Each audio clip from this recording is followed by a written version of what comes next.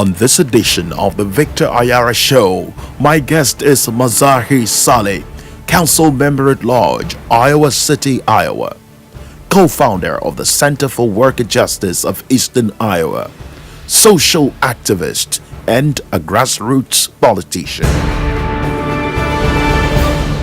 Hello, and thank you for joining me on the Victor Ayara Show. My name is Victor Ayara.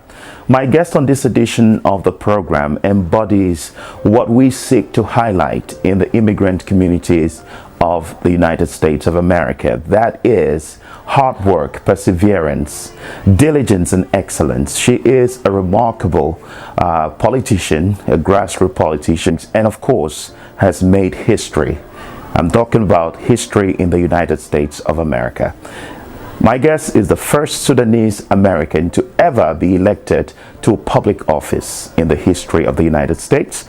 Welcome with me to the show on the Victor Ayara Show with all pomp and pageantry, the very Mazahir Salih. Thank you for joining me. Thank you, Victor. So tell me, what was your first reaction when you got the election results that you have just made history? I know that probably you were not aware that you just made history, but what was your first reaction on that night?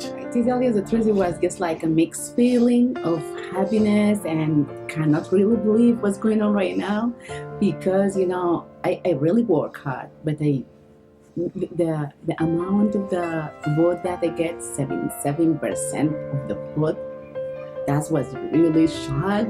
And even I remember I was looking at the screen and look at this, and I put my finger, try to rub my eyes, maybe like as if I cannot believe it really. But I was very, very excited that's happening. But I have no idea I'm the first one ever in the Sudanese in the United States. I have no idea at that time. Right, and when you realized what happened? Just, I was working hard. I was just thinking about it as Iowa City. I never thought even beyond any city beyond that. And I was focusing on this. That's why I never thought will grab attention from all the whole United States and even some other all over the world, which is really make me feeling really good.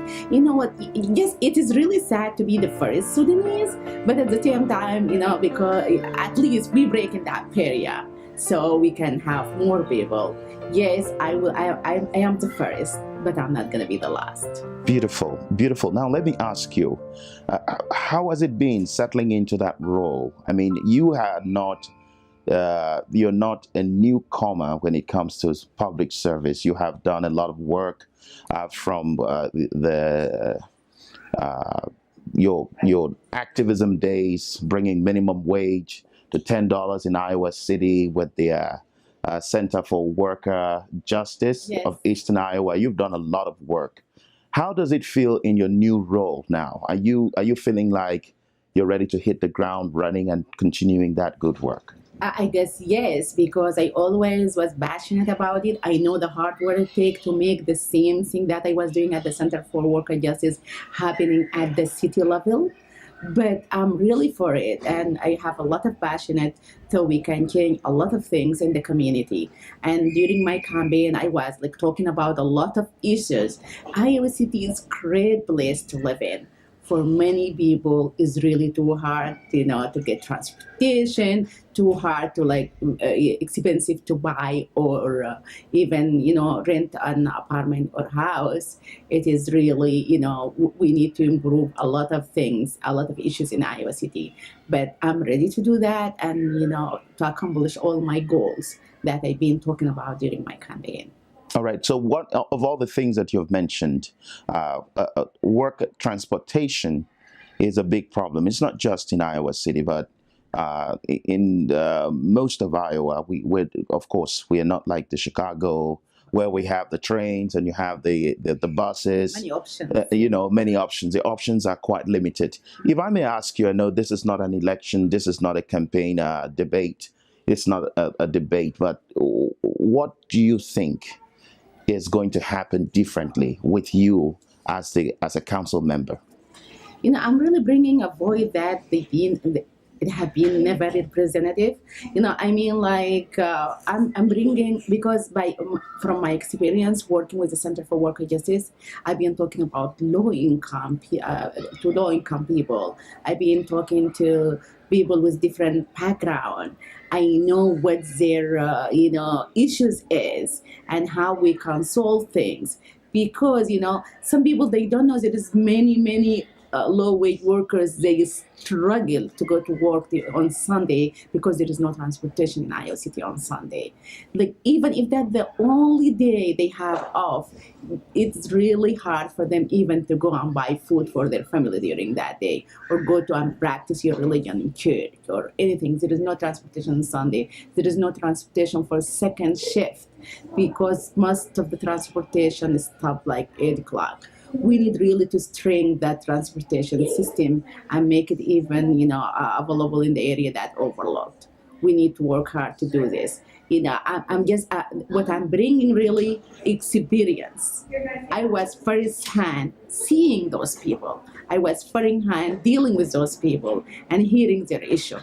That's why I will bring those kind of voice to the table, so they can have a seat at the table in making decisions. All right, having a seat at the table. I mean, let's step back a little bit and let me ask you, because I was listening to you at the Capitol today, the fiery speech.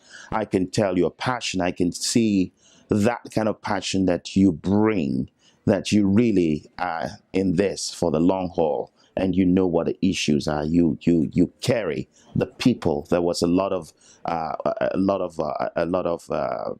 responses, if you like, when you were speaking. And let's take a look at this video at the Capitol in Des Moines at the Women's March 2018. We'll be right back. I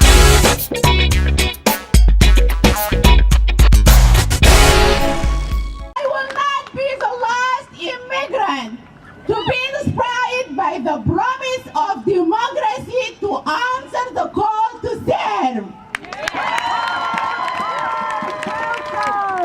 I will not be the last mother to look into the eyes of her children and know that we must work together to guarantee that future generation will be paid a fair and livable wage.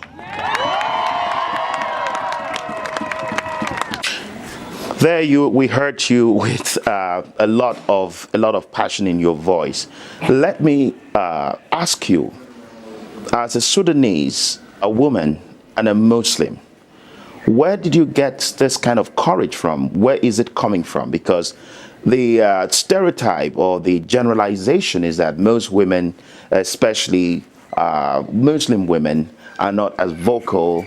They rather take the backseat. They rather have the husband speak. And I know that Mr. Makawi has been supporting you all along. Tell me, where and when did this passion and this kind of strength come from?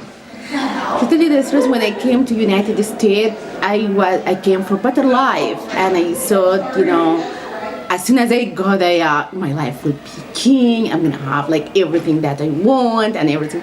But during the process, I found out no, better life is not something laying there for the take, and so you can just grab it and go.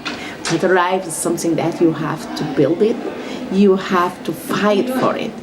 And that's what I've been doing since I came to United States, with all this kind of barrier, from language barrier to, culture barrier, difference and culture barrier, and even like weather barrier. That's why I really worked hard to do this. And my husband knew from the beginning, I am for the people. I need to really do something so I can change. I like change to positive change. And when I was a child, my dad passed away a long time ago, and my mother, she started raising us without a husband or another income. She really worked hard, but I was supporting her. I was doing a lot of things with my mother since I was in third grade. Trying to help her, get some money to raise us. I just always think I would like to change our life to a better life. And I just started doing that all this time. And when I met my husband, he's the first one that is start like seeing that I like to do things out. And he started also supporting me and be behind me. He was really my number one supporter in this. I remember many times he like take care of the kids while I'm in meeting, while I'm doing all this. I never had that like barrier or be like sit on the back seat or anything. I always like to be in the front. I always like to make a king. If I see something like not going okay, I need to speak up all the time. For me and for others, that's my talent. I just kind of that person. I don't like to see something going on like wrong, and I need to correct it. And I always believe in the, it doesn't matter how much we disagree. If we sit down with respect and start talking about the issue, we will find a common ground. That's why, I never will sit down in the backseat. But do you think that more traditional women in your community, in your Sudanese community, and in your Muslim community might think differently, or maybe think that you are a boss lady? Are you a boss lady? I'm not, of course. Do you boss your husband around? No, of course not. My husband. But becoming a superstar sometimes can make women, become the boss lady. That's what some people think. Do you agree? Enter my house, I'm a wife and a mother. As soon as I enter my house, I'm back to my normal family. And I always my husband and I, we respect each other. We're not kind of fussing or anything like that. That's the way it is in our family, really. Let me ask you, what would your advice be for people, young Africans who are trying to, get into a position of leadership, especially in your community, in our African communities here in the United States? What would you tell that person who is watching this interview and wanting to be another Mazahir Salih? Maybe they are from Uganda, maybe they are from Sudan, maybe they're from Bosnia, yes, and they are watching this interview and they want to, to be like you. I would really say that when we come to America, we chosen this country to be our country. That's why we don't want to live in an area that we like in the country, but everything, all our think and everything. I don't say like exactly like don't think about home. You always think about home. When you come to this country, you choose in this country to be your second home. And you will stay here. You will raise your children here. Your children will go to school here. Then don't just sit here by your body and your heart and everything is over there. No, be involved. Just go, and there is many opportunities in this country. Make this your country is your country. Learn how this system works and try to contribute to this system. You're already contributing. You're doing a lot. You work here, you pay tax, you do a lot. That's why contribute as well. Go and volunteer. Go and participate in a city council meeting. Participate in school board meeting. Just listen to. If you cannot even go to Congress or even state meeting, just listen to them and try to be involved. Try to learn how the system works. Be involved. Let your voice heard. Have a seat at the table of decision, and we go there because this is our country, and we need to be just like everyone here. Just do our responsibility and try to, use your benefit out of it. And that's what my really, advice for all the immigrants who come to this country. Be involved and show up and participate. All right, sir. Now I'm going to ask you, this is a fun question. When you're not campaigning, when you're not talking about issues, when you're not an activist, yes, what do you do to relax? Lay down on the couch and all my 5 children around me and we start chatting and laughing. Yeah, that's what we do. What kind of music do you listen to? I still listen to Sudanese music, by the way. And do you dance? Sometimes I don't know how to dance, but sometimes I just try to share people. Yeah. You are such a cheerful person, and you always have this smile. And we know that the sky is not even the limit for you. It's not. And we are looking forward to another great feat that you would accomplish in this beautiful and blessed country of America. Thank you for agreeing to sit down with me. Thank you, because this is really awesome. Thank you for interviewing me, and thank you for all the people who are watching this. Take the time to watch this. Thank you so much. Yeah. Thank you. I have been speaking with the very phenomenal Mazahir Salih, who is a council member at large, the very first Sudanese-American to be elected to public office in the United States of America. She was named in 2017 as the Iowa City Press Citizen Person of the Year, and she has a lot of accolades, a lot of support. And from the Victor Ayara Show, we just want to say thank you again. Thank you, Victor. Thank you for joining us. My name is Victor Ayara, and this is the Victor Ayara Show. Until I come your way with another interview, my name is Victor Ayara. Bye-bye.